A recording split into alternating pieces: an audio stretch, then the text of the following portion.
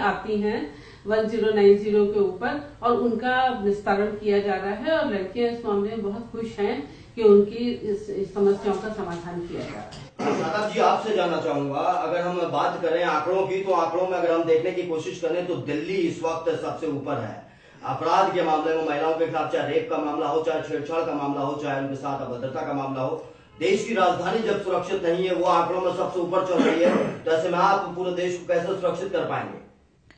नक्कल जी, बेहद जरूरी है कि हमारे मुल्क में बसने वाली ख्वातीन को उनके हुकूक मिलने चाहिए और उनके साथ अगर कोई बेहुरमती करता है, उनकी इज्जत को तार तार करता है, न ये सिर्फ उस महिला की इज्जत तार तार बल्कि मुल्क की इज्जत और आबरू पे हमला है।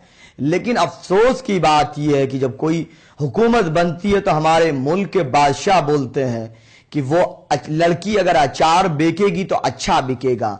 क्यों वो एजुकेशन के ताल्लुक से बात नहीं करते? दूसरा सवाल दिल्ली के ताल्लुक से।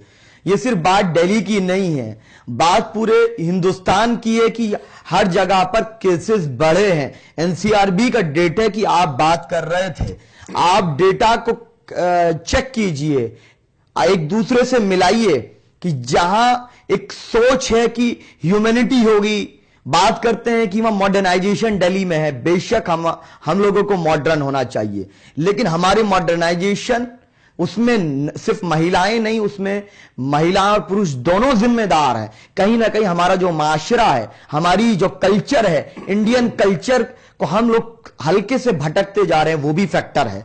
क्योंकि ये बात देखी गई है, जब गलत लोगों को कोई मौका मिलता है तो वो मौके को नहीं जाने देते, उन पर एक आतंक का भूत सवार होता है।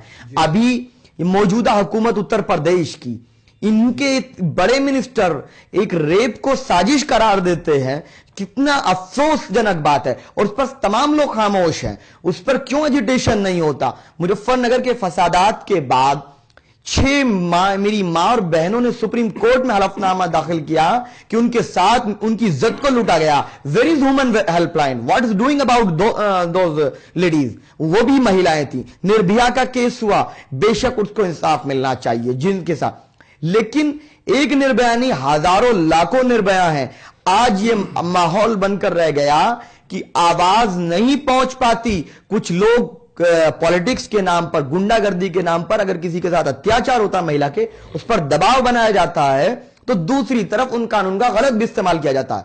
मोदी गवर्नमेंट और अखिलेश गवर्नमेंट जो वादे किए थे उसमें पूरी तरीके से फेल है महिलाओं को हक दिलाने के लिए।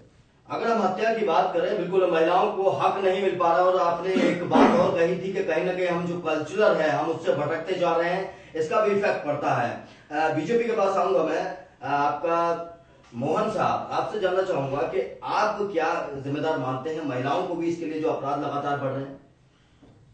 मैं ये मानता हूं कि लगातार जो घटनाएं हो रही हैं, जैसा कि भी कहा गया कि इसके लिए मर्द और औरत जो हमारी बहनें हैं, जो हम लोग हैं, हम सभी लोग इसमें जिम्मेदार हैं, इसमें कोई दो राय नहीं है जी। हम लोग बिल्कुल मॉडर्नाइजेशन के नाम पर जो कई बार नंगा नाच होता है, तो उसके तो मैं तो कम से कम खिलाफ हूं।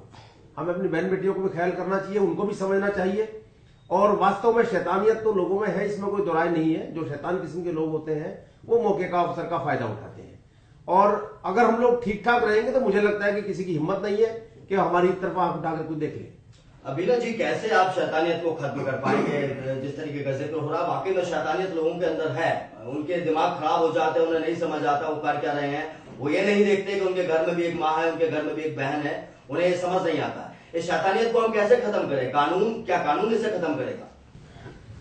देखिए, मेरा मानना यह है कि कोई कानून, देखिए कोई पुलिस वाला, अगर हम ये सोचे कि किसी महिला के हर महिला के पीछे एक पुलिस वाला रहे, तो ये देखिए संभव नहीं है।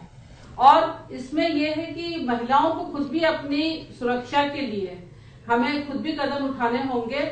और इसके अलावा जैसा अभी पहले भी इन्होंने बताया कि भाई सभी को समाज में मिलजुल करके ये सोचना होगा कि महिलाओं की सुरक्षा जो है वो उनकी अपनी जिम्मेदारी है।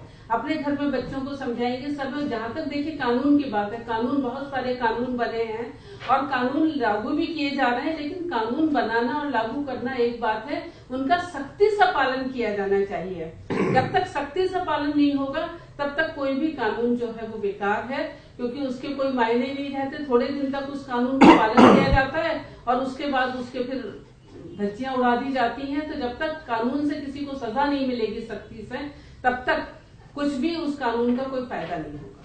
शाला जी, आपसे जानना चाहूंगा, शाम होती है, शाम के 6 बजते हैं, 6 बजे के बाद हम और आप, जैसे अगर हम नॉर्मल शहरों की बात करें तो हम लोग अपने बहन और बेटियों को घर से बाहर नहीं जाने देते। अक्सर ऐसा होता है, बहुत कम लोग ऐसे होंगे जो कहते होंगे हाँ बेटा तुम बाहर जाओ, 6 बजे अंधेरा हो गया, चलो तुम बाहर चले जाओ। लेकिन ये डर हर किसी के अंदर है। अगर हम उत्तर प्रदेश की बात करें तो उत्तर प्रदेश में ये सबसे ज्यादा है। हालांकि मध्य प्रदेश में आंकड़े ज्यादा बढ़े हुए हैं, लेकिन उत्तर प्रदेश में ये डर लोगों के अंदर ज्यादा है। इस डर को हम कैसे खत्म कर पाएंगे? 6 बजे बाद हम महिलाओं को घर से बाहर नहीं जाने दे पाते। इसके पीछे सबसे बड़ी वजह है कि जो लास्ट के कुछ सालों के वाकयात रहे हों, पूरी फैमिली अगर कार से ट्रेवल कर रही है और उसके साथ दरिंदगी की जाती है, उसके बाद भी गवर्नमेंट एक्शंस नहीं लेती है। बड़े बड़े लोग जब गलत काम करते हैं, जब लोगों को छूट दी जाती है, आज आसाराम पर क्यों कितना एक्शन लिया जा रहा है? सिर्फ जेल में डाल देना नहीं है, अरे उस पर एक अच्छा एक्शन लेना चाहिए था। बहुत से ऐसे केसेस हैं, और नॉट ओनली सिंगल आसाराम, बहुत से ऐसे केसेस हैं जहां हम लोग सरकारी दबाव में, पॉलिटिकल दबाव में वो फैसले नहीं लिए जा रहे। एक मिसाल मैं दे रहा हूं, आप डेटा को मैं कह रहा हूं कंपेयर कीजिए, जहां से हमारी पार्टी का ताल्लुक बेसिकली है हैदराबाद से, आप वहां पर वुमेन के साथ कितना क्राइम हुआ, आप ये डेटा कंपेयर कीजिए और उत्तर प्रदेश का कीजिए, मुझे पूरा यकीन है कि एक आपको बड़ा डिफरेंस नजर आएगा। दूसरी बात है कि कई तरीके की बातें जो वुमेन एम्पावरमेंट से ताल्लुक है, कि वुमेन रिजर्वेशन बिल पार्लियामेंट में लाना चाहिए, जो ना तो बीजेपी आ रही ना सबसे पहले कांग्रेस लाई। दूसरी बात यह है कि कहीं ना कहीं लोग अपने प्राइम मिनिस्टर से भी सीखते हैं इंसाफ को। अब कुछ लोगों के बीच में सवाल है, ये मेरा भी सवाल है, कि वजीर आजम साहब ही जब अपनी अहलिया से इंसाफ नहीं किए तो आवाम में क्या मैसेज जाएगा? जब तक कठोर कानून के साथ साथ, अभी मोहतरमा ने कहा कि उसका इंप्लीमेंटेशन नहीं होगा, उसको एक तरीके से यह सोचकर नहीं किया जाएगा कि अगर कोई, अभी मैं आपको एमएलए का नाम बता रहा हूं, बिजनौर के एमएलए हैं मनोज पारस, एक महिला दर दर की ठोकर खा रही है, उसके साथ रेप हुआ, उसको बिजनौर छोड़कर जाना पड़ा, लेकिन इसलिए कार्रवाई नहीं हुई कि वो एमएलए था।